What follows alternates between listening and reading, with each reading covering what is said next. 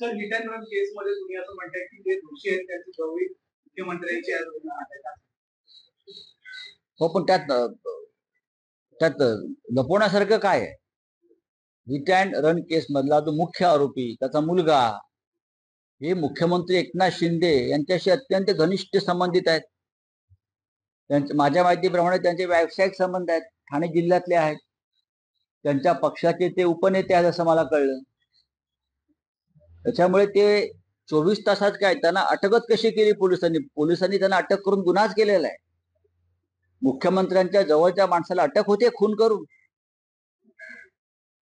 कुठे मुख्य आरोपी फरारी झालाय ना त्यांचा मुलगा. एका मराठी महिलेला चिरडून गाडी खाली दारूच्या नशेत हा कोणी मिहीर शहा हा मुंबई पोलिसांच्या तावडीतून सुटतो कसा? कुठे गेलाय तो? सुरतला गेलाय की गुवाहाटीला गेलाय लपवलाय? आरोपी मुख्य आरोपी हा सुरतला पळून गेलाय, त्याला ठेवलाय की गुवाहाटीला लपवलाय?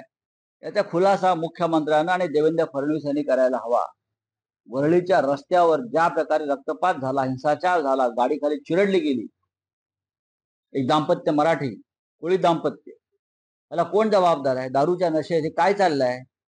या मुंबई महाराष्ट्रात कायदा सुव्यवस्था आहे की नाही? पण ती नाही.